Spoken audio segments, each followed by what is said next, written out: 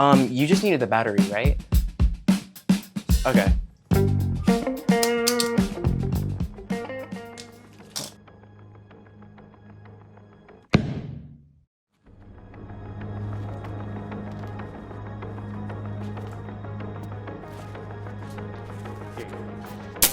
Yes. What?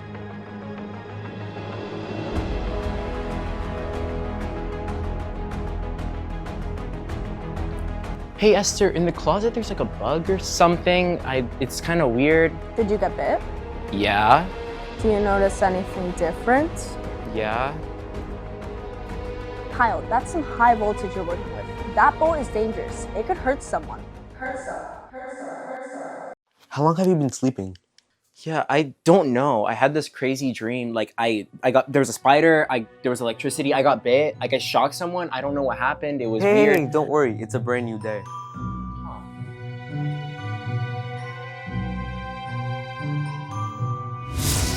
Hello everyone and welcome to Aftershock, Cypress Bay's weekly show. Where we cover stories from across the community. Like today, we get an inside look on the Lightning Friday Spirit Days. Vicky teaches us the history of senior parking spots, and much, much more.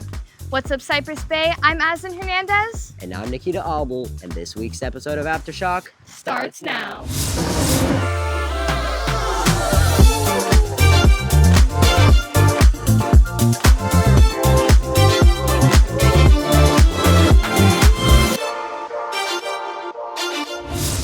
Let's go Lightning! Nikita, what are you doing? What do you mean? Did you not hear? Principal Sosa announced that every Friday is Spirit Day. Oh, so that's why everyone's wearing their Cypress Spirit shirts. I guess. Here's Esther with more. With a new school year here at the Bay comes new changes. And with Principal Sosa's second year as principal, he's making sure to bring the spirit. Announced on the first day of school, every Friday will be a Spirit Day. I spoke with Principal Sosa to learn more about this new tradition. It's just to add on to the student life, right? And mainly it's really about making sure you guys are just proud about where we come from. And so I figured that, having a day dedicated to that once a week, where we can make it a mission for all of us to come together and celebrate that. We have many clubs, we have many teams. However, it's one Lightning family. So I just wanted to make sure we had something that we all can enjoy together. But are students at the Bay really feeling the school spirit? Out of 70 students polled, 80% of them are aware of the new Spirit Days. And out of those students, 1 in 2 show interest. I don't think in the long run, I don't think it's gonna work. Just because people aren't really focused on that. They're kind of focused in their own world, I guess. For those that don't want to participate, I respect it, but I just want to know why so that I can get better as your principal. I would say having like actual activities the day of, so like Friday, every Spirit Day, I think having actual activities you could do outside during lunch.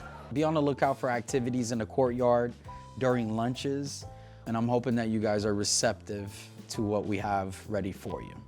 This school year, Principal Sosa hopes to inspire a sense of pride in his students. Because here at Cypress Bay, we unite under one voice. Let's go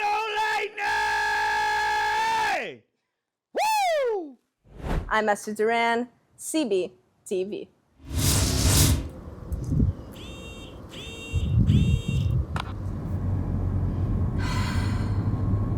Hey man, are you at school? The bell's about to ring. Where are you? Yeah, I'm gonna be late.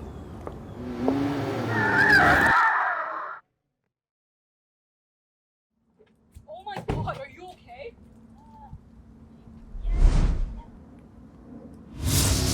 Nikita, look how I painted my parking spot. Oh, that's cool. Did you decorate yours too? No, I don't really get the point. It only lasts for 1 year, I get what you're saying, but you might come around when Vicky and Malaya show you how this became such a sensation. Painting senior parking spots is a tradition practiced by hundreds of high school students across America. Hey! But it wasn't always like this. The tradition was born at West Orange High School in Winter Garden, Florida, where prior to the year 2000, seniors upon graduation would try to leave their mark by tagging the bridge nearby. The school wanted to provide another way for students to leave their mark without defacing property off campus, so it created the parking painting tradition. In 2016, pictures of clever, artistic, and pop culture themed spots from the West Orange High began going viral on platforms like Twitter, Pinterest, and Facebook. It rapidly turned into a nationwide tradition. Here at Cypress Bay, it gives students the opportunity to express themselves and personalize a spot of their own through creative artwork. Once finished, students are left with a spot that reflects who they are, one they'll see every day for the rest of the school year right here at Cypress Bay and at high schools across the country. I'm Victoria Duque. I'm Malaya Duke, CB TV.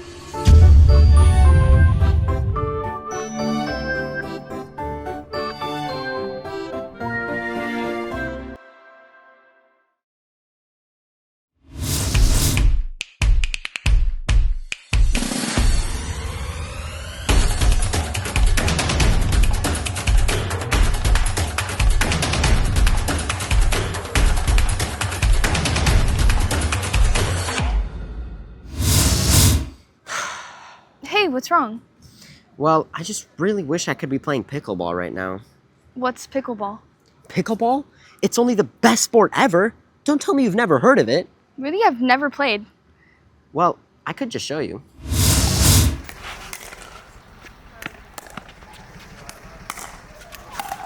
Bro, I hate this game. How would someone even come up with this? Okay. Well, it actually has quite an interesting story. Here, let's come check it out. The year was 1965. Joel Pritchard and Bill Bell came home from a round of golf to find their families with nothing left to do. They tried to set up badminton, but they couldn't find the birdie anywhere. So they improvised. They moved the net down to hip height, the kids tried out table tennis paddles, while the adults tried out different balls. By the end of the season, they created the first rules and equipment for pickleball. You're probably wondering why it's called pickleball. It is indeed quite an interesting name for a sport, but there is a great story behind it. Joel Pritchard's wife, Joan, said the game reminded her of a pickle boat, which is a boat made up of all the leftover rowers from other boats. Kind of like how in pickleball, they use leftover equipment from badminton, table tennis, and normal tennis. The founders liked it, and the name stuck. The first dedicated pickleball court was built in 1967, and the game quickly caught on with friends and family. By 1968, Pritchard founded Pickleball Inc., a company made to manufacture paddles and sell starter kits. The sport quickly grew from the Pacific Northwest to all of America due to it being very inexpensive and accessible to almost everyone. Competitive pickleball was quickly introduced, with the first tournament being held in Washington in 1976. Less than a decade later, in 1984, the sport already had its own governing body, which is now known as USA Pickleball. In 2021, 4.8 million Americans played pickleball, compared to the massive 24.3 million Americans that played pickleball in 2025, making it the fastest growing sport in the United States. The first ever pickleball stadium was opened here in Fort Lauderdale, called the Fort Pickle, with a massive stadium of over 2,000 people. And if that wasn't enough, another 42 courts were open, and the whole thing costed more than $25 million. Not bad for a game that started because nobody could find the birdie. I'm Nikita Abel, CB TV. Now Gabby has the latest updates and news from the earthquakes in Colombia. Stay tuned. On August 10th, 2026, at 8:34 a.m., a magnitude 7.4 earthquake hit Colombia, the strongest to strike the nation in the past century. It devastated the Chocó area and caused widespread national damage. Right now, the situation on the ground is extremely serious. Thousands of families have been left homeless and are sleeping outside in temporary shelters. The death toll continues to rise as search and rescue teams work non-stop to find survivors in the rubble, while local hospitals are struggling to care for the injured. Colombian student Sofia Caballero shares her thoughts on the disaster. I was in my AP Spanish class, and I just remember that we were writing an essay, and my world completely stopped. I couldn't think of anything else. I was just worried about my family and if they were fine. I wanted to cry, honestly. The earthquake was really devastating, especially for Chocó. The whole city right now it's ruined. A lot of people died. Thankfully, no one that I know, even though it didn't happen to me specifically. It's just seeing that happen to my country is so sad. In light of this tragedy, Sophia and many others work hard to help provide those urgent needs. Right now, my school, Cypress Bay High School, is making donations from Colombia. I've been trying to share and tell everyone about this so they can help us. I obviously try to reach all my family members, my friends, and tell them that if they need anything or they know anyone that needs something or any organization that it's helping, to let me know. I feel like the other people can help by looking in social media. That would be one of the best ways, because on social media it's like you can find all the organizations that want to help the country right now by making donations or even giving a little bit of money. Through local organizations like the Global Empowerment Mission, you can help too by donating items such as food, water, hygiene supplies, and other life-sustaining aid.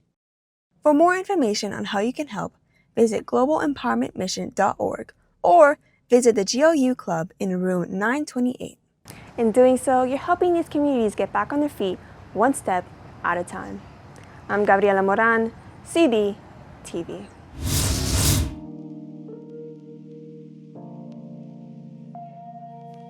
For this recipe, you'll need breadcrumbs, parmesan, ground chicken, salt, eggs, paprika, garlic powder, milk, and flour. First, add 1/4 cup of breadcrumbs, milk, salt, garlic powder, and paprika to a small bowl. Mix together until combined. Let this sit for 1 minute. Then, add the soaked breadcrumb mixture to a bowl along with the ground chicken breast. Mix until combined. Place the chicken mixture on a parchment paper lined baking pan and smooth it into an even layer that is about 1/2 inch thick. Next, place another sheet of parchment paper on top of the chicken. Gently smooth out and then place this pan in the freezer for about an hour. Once firm, use dinosaur shapes to cut out from the chicken. Place the dino cutouts on a separate pan. Preheat the oven to 375 degrees. Mix together 1 cup of breadcrumbs, Parmesan cheese, flour, and 1/2 teaspoon of paprika. Separately, whisk 2 eggs. Dip each dino nugget into the breading mixture, into the whisked egg, back into the breading mixture. Spray cooking oil on top of the nuggets. Bake the nuggets for 15 to 18 minutes.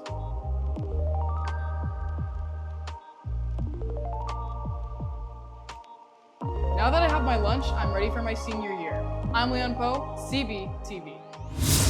Nikita, I like your backpack, but why SpongeBob? Imagination. Oh, well, Robbie went around the school to see what other backpacks seniors picked. What's up, Cypress Bay? I'm Robbie Collins. And as of lately, there's been a lot of strange backpacks on the seniors. We're gonna go around and figure out what the story is. What made you choose Finding Dory as your senior backpack? It's because I forget a lot, and my mom always calls me Dory, so Oh, it's been my favorite thing ever since I was little. So, I mean, I've just always been a Star Wars person and been into that kind of stuff. So, how does Spider-Man like influence you in life? He's a hero, and I want to be a hero. I love you, Spider-Man. Yeah, all right, buddy. That I see a lot of spiders and spiderwebs. You guys are LARPing, aren't you? So, let's start with you. How did DuckTales influence your childhood? I remember like every Saturday morning just watching that on the TV, and it was like a very fundamental part of my childhood. Well, you guys certainly had some interesting stories. I'm Robbie Collins, CBTV. And that's all for this week's episode of Aftershock. If you enjoyed, make sure to follow us on all social medias at Cypress Bay CBTV or check out our website at cypressbaycbtv.com. And make sure to tune in next week for more stories from around the Bay. I'm Nikita Albel. And I'm Mazen Hernandez. Have a great day, Cypress Bay.